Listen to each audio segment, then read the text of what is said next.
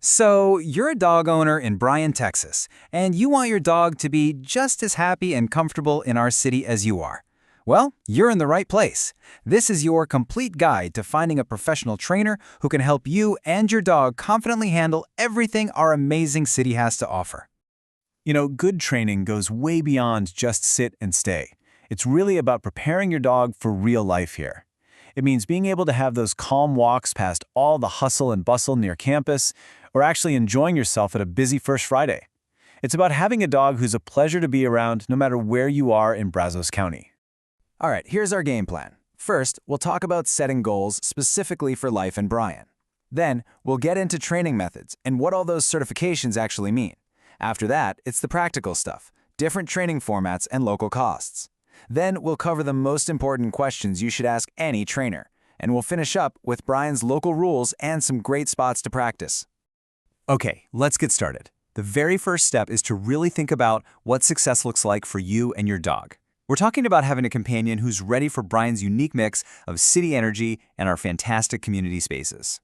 And this is so important. A trainer who knows our area, who gets the distractions at our parks, who knows what our local events are like. They can create a plan that works in the real world, not just in some training facility. They understand what you're dealing with day to day.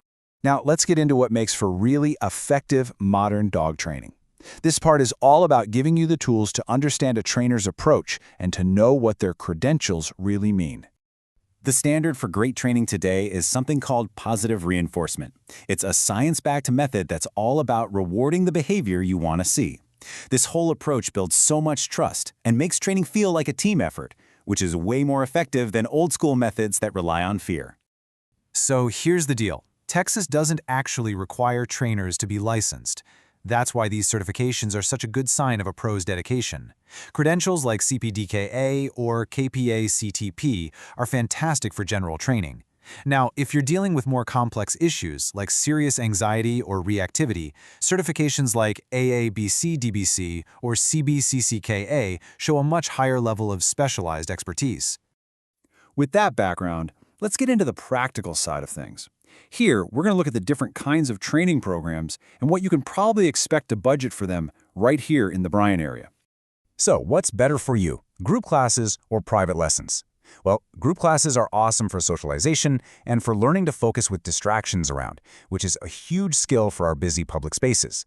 They're also a bit easier on the budget. Private lessons, though, give you that one-on-one attention that's perfect for tackling specific goals or behaviors that only pop up at home, like barking at the front door.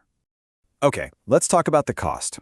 Here's a general idea of what you can expect to budget for training in Bryan. A typical 6-week group class will probably run you between $150 and $250. A single private lesson, usually somewhere in the $80 to $140 range. This should give you a good ballpark figure so you can plan things out. All right, you've figured out your goals, and you understand the options. So, how do you interview a potential trainer to make sure they're the absolute right fit for you and your dog? This next part will give you the exact tools you need. This is the question it all boils down to, right? And the answer is pretty simple. It's all about asking the right questions when you have that first chat. Here's your cheat sheet. Number 1, ask about their training philosophy. You really want to hear them talk about positive reinforcement.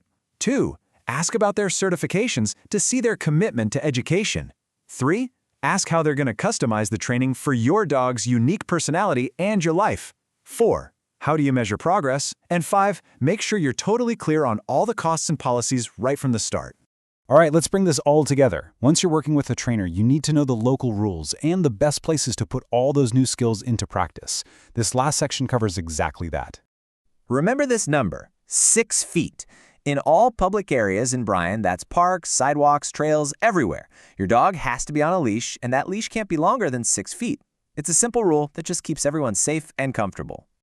So besides the leash law, just remember that a rabies vaccination is required by the time your pup is 4 months old, and that little tag has to stay on their collar. Also, good training can really help with stuff like excessive barking, which can actually be considered a noise nuisance here. Following these rules is just part of being a great dog owner in our community.